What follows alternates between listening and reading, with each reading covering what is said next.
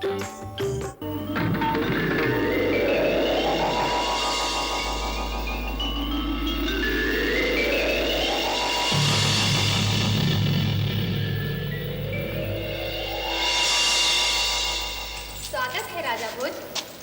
विक्रम की कहानी सुनने आए हैं।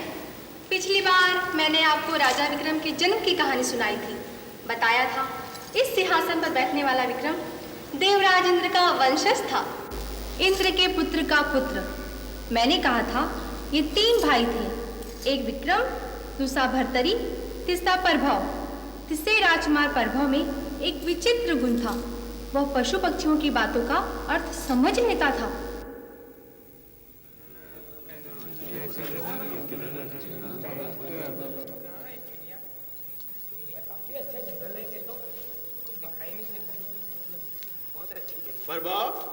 अरे प्रभव, क्या है? आप हमें भी सिखाना चिड़ियों की बोली। ये क्या बोलती हैं, कैसे बोलती हैं? अरे यूं ही बुद्धू बनाता है, इसे आती बाती थोड़ी कुछ चिड़ियों विड़ियों की बोली। अच्छा, मुझे नहीं आती। बस देख कितनी सुंदर चिड़िया।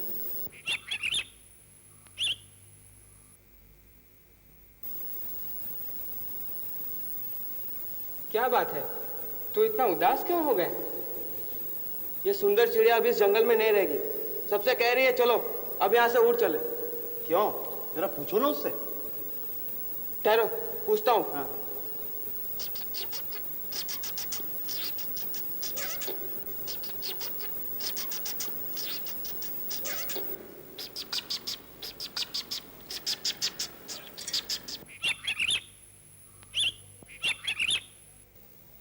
चिड़िया कह रही है कि पानी न मिलने के कारण अब ये पेड़ बड़ी जल्दी सूखने वाला है, इसलिए अब हम यहाँ नहीं रह सकते। इसे कहना कि पानी डालकर हम तेरा पेड़ हरा भरा करा देंगे, तू यहीं रह।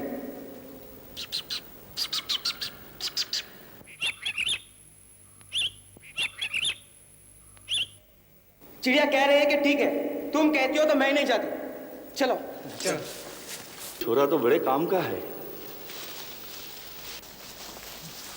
चिड़ियों को सब बातों का पता होता है, वो दूर दूर तक सब देखती है। चिड़िया सब जानती है।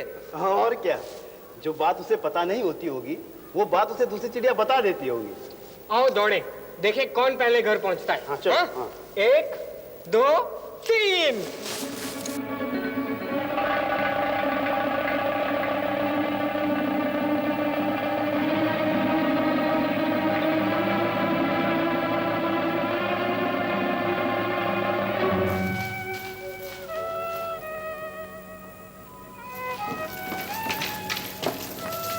गुरुजी, प्रभव नहीं आया अभी तक? आता ही होगा, वन में घूमने गए हैं लड़के।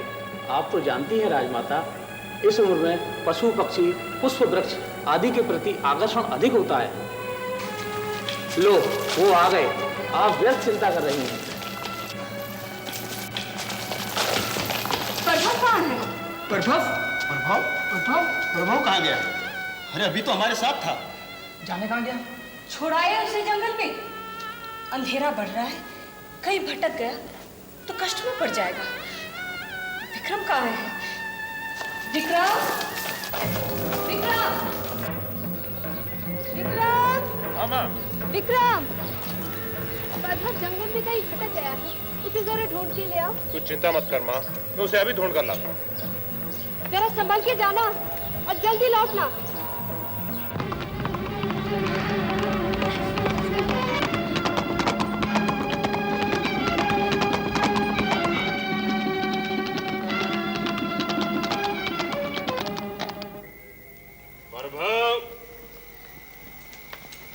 प्रभव, किसे ढूंढ रहे हो बेटा? मेरे छोटे भाई को। प्रभव नाम है उसका। इसी जंगल में गया था, पता नहीं कहाँ खो गया। आज तीर कमान लिए हुए एक व्यक्ति इधर से निकला था, उसके साथ एक लड़का भी था, घायल बेसुध। मैंने उससे पूछा तो बोला लड़का रोगी है, मैं इसे वैद्य के यहाँ ले जा रहा हूँ। किधर गए वे लोग? उज्जैनी के दिशा की ओर जाते देखा था मैंने उन्हें।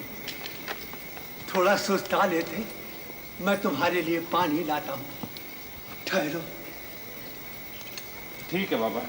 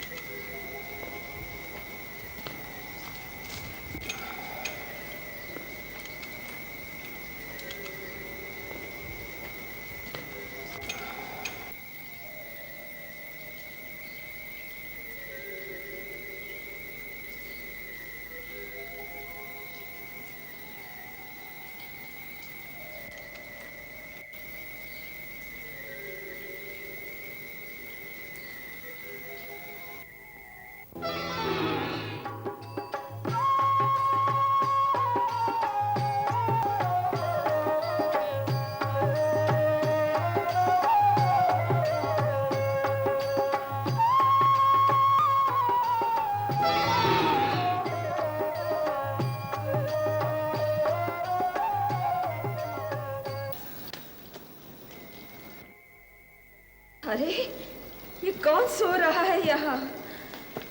अरे माँ, कहाँ जा रही हो? यहाँ तो आग है। क्या करूं? मुझे तो कुछ सोचता ही नहीं। माँ, आप यहाँ बैठ जाइए। यहाँ बैठ जाइए। यहाँ। बड़ा माँ माँ कह रहा है। तू मेरा बेटा है क्या? बेटा ही समझिए। आपका स्वरूप देख माँ कहने की इच्छा होती है। सुबह से भूखी मर रही हूँ, खाने को तो कुछ नहीं मिला और बोल रहा है माँ माँ। आपको भूख लग रही है? बैठिए ना। ये लीजिए। बूढ़े बाबा मेरे लिए छोड़ गए थे, लेकिन मुझे नींद सी आ गई। ये मैं नहीं खाती, इससे मेरी भूख नहीं मिटती। मुझे चाहिए रक्त, मांस। तो क्या मैं आपके लिए शिकार करके लाऊं? नहीं, मुझे मनुष्य का शरीर चाहिए, तुझ जैसे स्वस्थ पुरुष का शरीर। तेरा। वो जब तक मुझे नहीं मिलेगा, मेरी भूख नहीं मिटेगी। सब माँ माँ करते हैं, बेटे बनते हैं। माँ की भूख मिटाने को कोई आगे नहीं आता। धिक्कार हो उस बेटे पर जिसकी माँ भूखी हो और वो देखता रहे। लो, मेरा शरीर लो। चलो तलवार। मैं आपका आहार हूं माँ। चलाओ तलवार।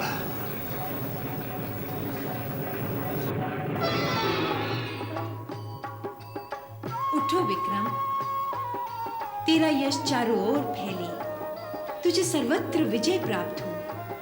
मैं तेरी परीक्षा ले रही थी। जो दूसरों के लिए सब कुछ दे सकता है, उसे वो सब कुछ प्राप्त होता है जो वो चाहता है। मैं देवी माँ हूँ। ये ले, ये मेरी शक्ति है, तुझे हर संघर्ष में विजय देगी।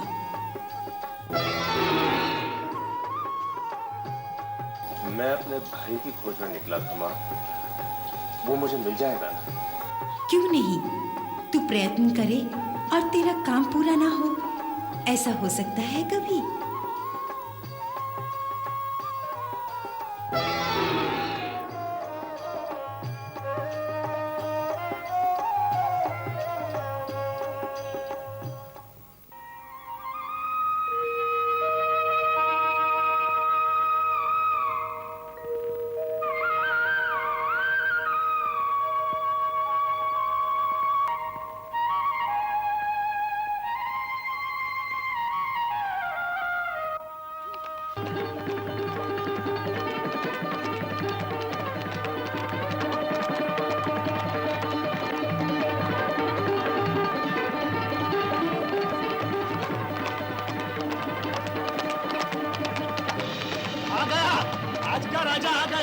मैं तो डर गया था, कोई यात्री न मिला तो राजा किसे बनाएंगे। चलो, आज की समस्या तो टल गई, कल की कल देखी जाएगी। अरे भाई, उज्जैनी के लोग बड़े भाग्यशाली हैं। राक्षस का पेट भरने के लिए एक न एक राजा तो मिल ही जाता है। चलो तैयार हो जाओ आज के राजा का स्वागत करने।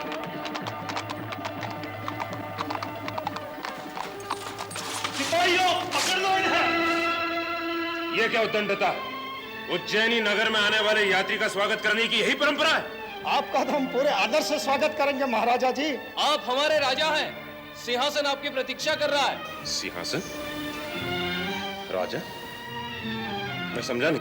वो तो सिंहासन पर बैठने के बाद ही समझ में आएगा। ले चलो इन्हें।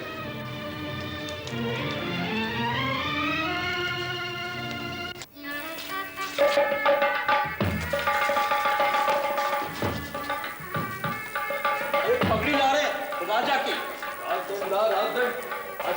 राजा है।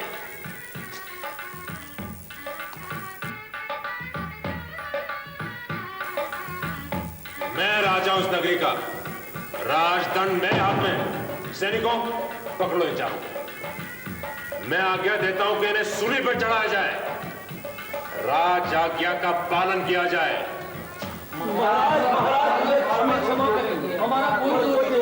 मेरा निवेदन सुनिए महाराज। कौन हो तुम? मैं आपका मंत्री हूँ। मैं आपको मंत्री पद से हटा देता हूँ। इनकी सारी संपत्ति राजकोष में जमा की जाए और उन्हें धक्के मारकर उज्जैन नगरी से निकाल दिया जाए। नहीं महाराज, ऐसा ना कीजिए महाराज, ऐसा ना करें महाराज। अगर अपने प्राणों की रक्षा चाहते हैं तो सच बताइए, सच सच बताइए कि एक अपरिचित अनजान परदेशी को राजा बनाने का क्या कारण है? महाराज, अपने प्राणों की रक्षा, इस नगरी की रक्षा। रोज रात एक राक्षस इस महल में आता है, वो राजा को अपना भोजन बनाता है, और यदि राजा न मिले तो उसका क्रोध भड़क उठता है। वह पूरी नगरी में उत्पात मचाता है। घर नष्ट होते हैं, कितनों के प्राण लेता है, कितने घायल होते हैं। इसलिए हमने ये तरकीब सोची, बाहर से आए किसी व्यक्ति को हम राजा बनाते हैं और राक्षस रात को आकर उस राजा को खा जाता है। हाँ महाराज, साल भर से यही हो रहा है। महाराज, इसके सिवा कोई उपाय नहीं, हमें रोज एक राजा चाहिए। उपाय है। आज हम तुम्हारे राजा विक्रम उस राक्षस का स्वागत करेंगे। हमारी आज्ञा है कि नगरी के द्वार से राजमहल तक मिठाई के ढेर सजाए जाए, खीर के कुंड, गुलाब जामुन के बड़े बड़े कढ़ाव, बर्फियों के ढेर, इन सब के लिए राजकोष से धन लिया जाए। मार्ग में राक्षस के लिए फूल सजाए जाए। जाओ, कार्य आरंभ करो। राक्षस के आने के पहले सब हो जाना चाहिए।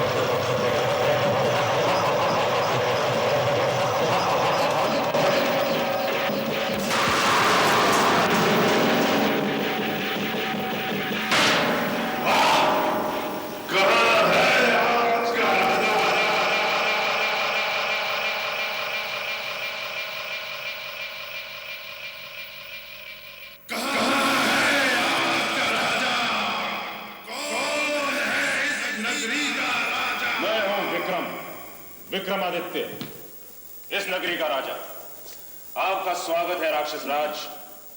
यदि सबसे आप संतुष्ट ना हो तो मेरा शरीर प्रस्तुत है, पर यह ना भूलिए, इस नगरी का राजा होने के नाते आक्रमण करने वाले से लड़ना मेरा कर्तव्य है, मेरा धर्म है। मैं तुझसे बहुत प्रसन्न हूं राजा। मैं राक्षस नहीं, एक बेताल हूं। नाम है मेरा अगिया बेताल। जैसे आज तूने मुझे तृप्त किया है, यदि रोज इसी तरह खिला पिलाकर प्रसन्न कर दिया करे तो मैं तुझे नहीं खाऊंगा। आपको प्रसन्न कर मुझे भी बड़ी प्रसन्नता होगी। ये लीजिए ना। मैं ये जानने के लिए बहुत उत्सुक हूं कि आप कौन हैं, क्या हैं? देख मेरा चमत्कार। मैं छोटा हो सकता हूं, गायब हो सकता हूं, कहीं भी प्रकट हो सकता हूं। मैं विराट बन सकता हूं, सारे ब्रह्मांड में कहीं भी जा सकता हूं। मैं बहुत शक्तिशाली हूं। मेरा सेवक बनके रहेगा राजा तो बड़ा सुख पाएगा।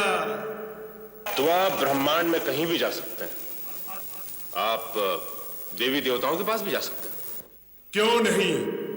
ब्रह्मा से तो मैं रोज ही मिलता हूं। कभी कभी शिवजी और विष्णु के पास भी जाता हूं और देवी देवताओं से भी मिलता हूं। अच्छा, तो मेरा एक काम करेंगे? हाँ कहो। मैंने कहा ना, मैं तुम पर प्रसन्न हूं। ब्रह्मा से पूछकर बताइए ना कि मेरी आयु क्या है, और हो सके तो उसमें कुछ वर्ष बढ़वा दीजिए। मनुष्य की आयु बढ़ाने और घटाने के लिए मैंने जब भी ब्रह्मा से बात की, उनका एक ही उत्तर था, मैं मनुष्य की आयु निश्चित करता हूं। उसे बढ़ाना या घटाना मेरे वश की बात नहीं। ब्रह्मा क्या, मनुष्य की आयु में तो विष्णु और महेश भी कमी नहीं कर सकते। जब ब्रह्मा, विष्णु और महेश भी मेरी आयु में कमी नहीं कर सकते आज्ञा बेताल, तो तू क्या करेगा? समझ।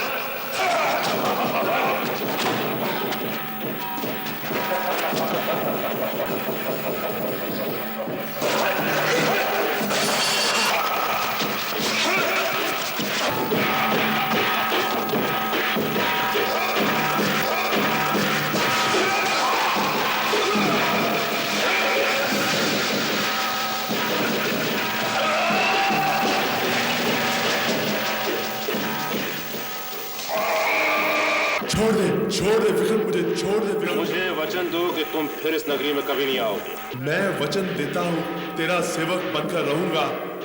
मैं तेरी आज्ञा का पालन करूंगा। जो तू कहेगा मैं स्वीकार करूंगा, और तू जहां भी कहेगा तेरी सेवा में प्रकट हो जाऊंगा।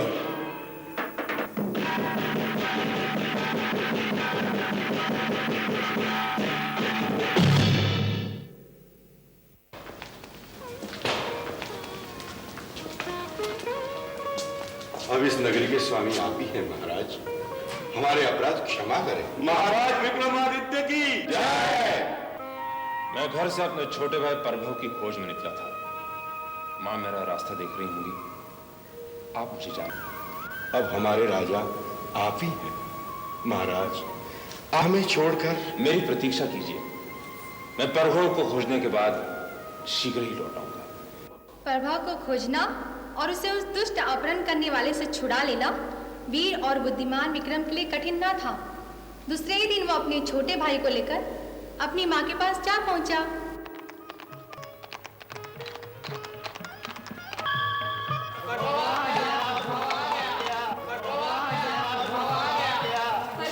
हाँ, आ गया। माँ, बेटे प्रभा ले आया इसे। मैं जानती थी तू इसे अवश्य ढूंढ कर ले आएगा। एक बात और हो गई है मां। मैं, क्या नाम है उस नगरी का? हाँ, उज्जैनी। क्या हुआ वहाँ? मैं वहाँ का राजा बन गया हूँ मां। राजा बन गया है? सच? इसी तरह वीर विक्रमादित्य ने अपने बुद्धि, शौर्य और शक्ति के बल पर उज्जैनी का सिंहासन प्राप्त किया। हर पुतली का किस्सा है एक